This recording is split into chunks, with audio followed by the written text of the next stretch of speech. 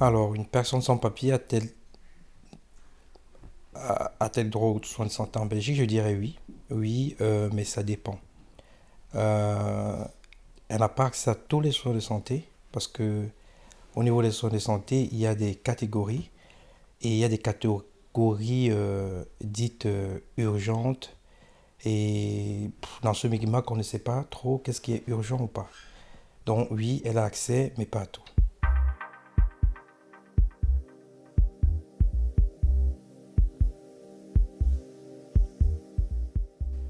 A priori, est-ce que justement il y a une facilité administrative par rapport à ces soins de santé qui semblent être accessibles? Je dirais au niveau administratif, c'est un peu compliqué parce que euh, en théorie, enfin, pour pouvoir avoir accès à des soins de santé, il faut avoir une adresse, il faut être domicilié quelque part pour pouvoir aller avoir un levier.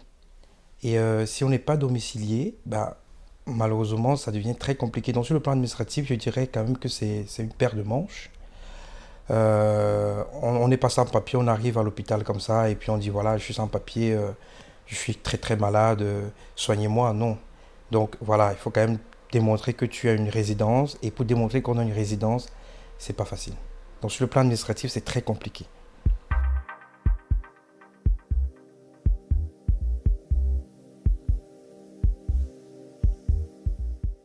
Comment vivent cette personne par rapport à la démarche administrative? Je dirais qu'elles vivent ça un peu très mal. Parce qu'en fait, ce qui se passe, c'est que quand une personne est sans papier, ça dépend de comment est-ce qu'elle a perdu ses papiers. Il y a des gens qui viennent déjà sans papier, il y a des gens qui perdent leur papier.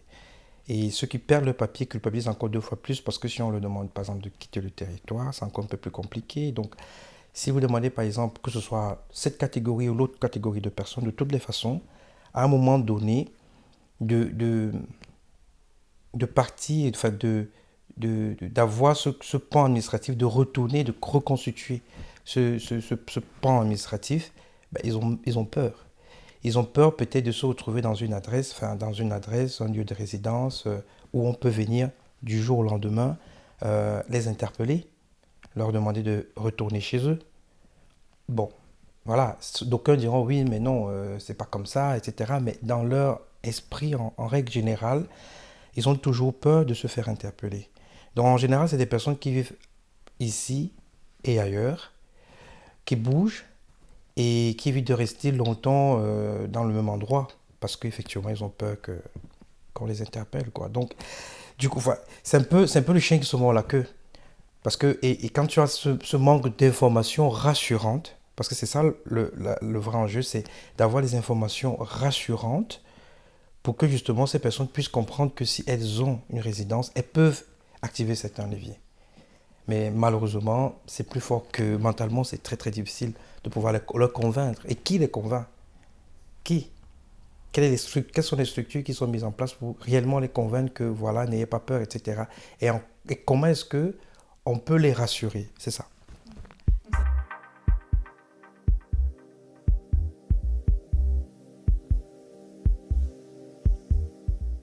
C'est une crainte qui est justifiée de par la procédure parce qu'ils se disent, mais même si c'est pour les soins de santé, c'est bien beau, mais si on sait où je vis, on viendra me prendre parce qu'il n'y a aucune garantie qui dit que si on m'a demandé peut-être de quitter le territoire, parfois à tort, parfois à raison, et si ça a raison, le temps de faire ma procédure, etc., ou le temps de trouver une possibilité de, si je pars officiellement dire que je vis là, on peut m'interpeller.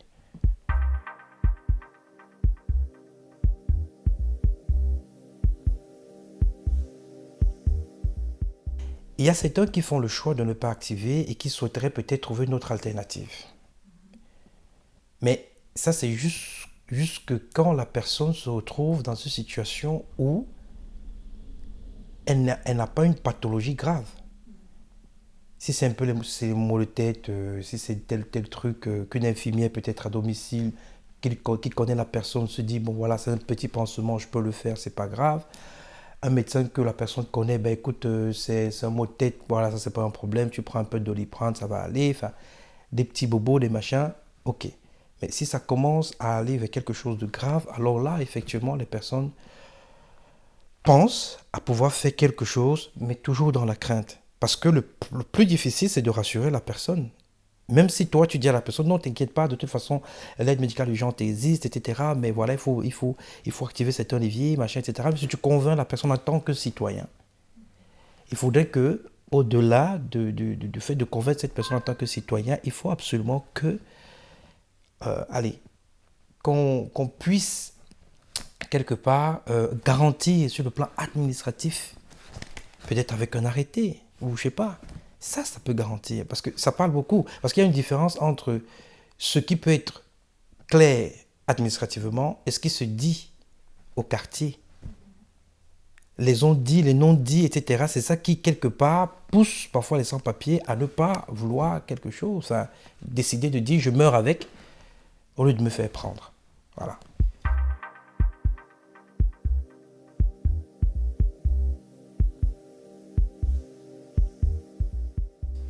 Oui, est-ce que le médical est assez informé de ces conséquences-là? Je pense que en fait, non, pas beaucoup.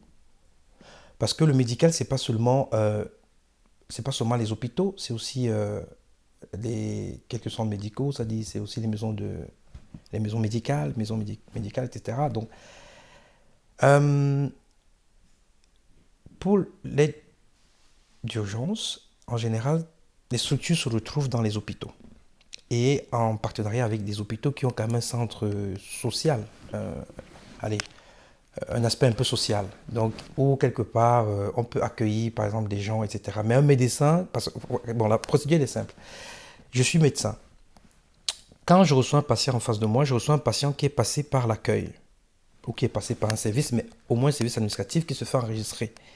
Alors, si moi déjà je suis sans papier et que je ne peux pas avoir accès à cela, ça veut dire que le médecin qui est là ne peut pas me consulter. Donc, vous voyez que la plupart des médecins qui sortent en général d'école ne sont pas vraiment assez informés de la situation des sans-papiers. Beaucoup ne savent même pas qu'il y a des sans-papiers, parfois. Beaucoup ne savent même pas que sur leur territoire, il peut y avoir tel nombre de sans-papiers qui peuvent avoir besoin d'une aide médicale. Donc, quelque part, si déjà moi, je ne suis pas informé, donc ça veut dire que c'est la structure, le système qui doit informer les médecins et leur dire que voilà, écoutez, de toutes les façons, que ce soit dans un centre médical, que ce soit à l'hôpital, que ce soit un médecin privé, sachez que dans votre région, il y a des sans-papiers.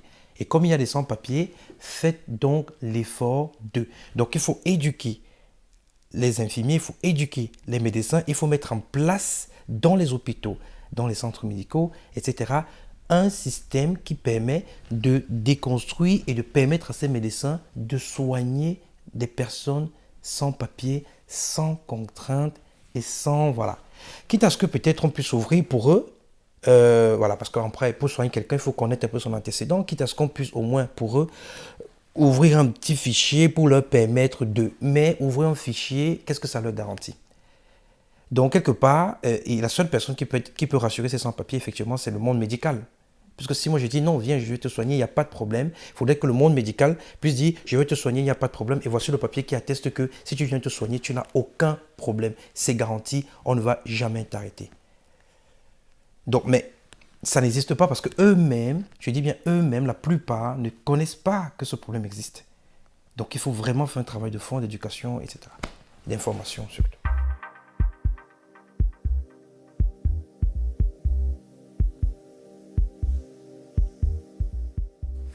Bon, ce que je peux dire, enfin, il a des anecdotes, il peut en avoir, mais c'est juste toujours ce problème où, voilà, par exemple, il y avait le cas d'une femme qui était enceinte et qui souhaitait, par exemple, qui était dans une maison d'occupation et qui, étant enceinte, voulait justement pouvoir avoir ce levier, est allée dans une maison d'hébergement, enfin, une dame qui devait l'héberger, tout ça. Quand elle va maintenant aller à la commune pour dire, voilà, on dit non, c'est pas possible, il faut plutôt aller vers le lieu d'occupation où tu étais au départ parce qu'aujourd'hui, ici, on ne peut pas, on peut rien faire pour toi, etc., etc. Donc, en fait, la difficulté, c'est que quand tu es sans papier, effectivement, euh, tu as plein d'histoires comme ça, quoi.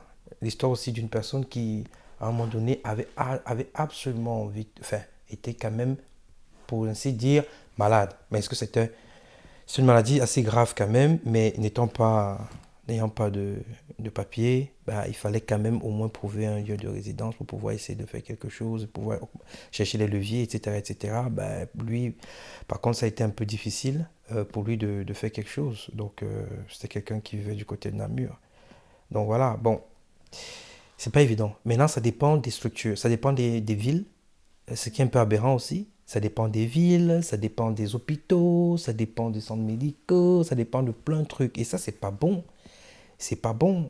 Quelqu'un qui est malade, c'est universel. Ça ne doit pas dépendre d'une ville comparé à une autre. Donc voilà. Donc, c'est pour ça que je reviens encore sur la problématique de dire, voilà, le monde médical doit être informé parce que c'est eux. Puisque si on parle de maladies aujourd'hui, c'est ceux qui sont à même de pouvoir mettre quelque chose en place, c'est eux. Donc c'est eux qui soignent. Donc c'est eux qui, en principe, et en plus, c'est des gens qui sont même des anges gardiens. Parce que après l'ange gardien, en réalité, c'est les médecins. Enfin, pas en réalité, mais d'autres corps de métier, mais dont les médecins, qui sont là pour veiller à ce que l'être humain se sente bien. Mais si c'est ça, leur prérogative au départ, je pense que l'idéal, c'est justement qu'ils fassent le nécessaire, qu'ils soient déconstruits, qu'ils soient informés, pour justement faire en sorte que ça n'arrive pas. Et que les gens ne soient pas bloqués pour un simple truc administratif.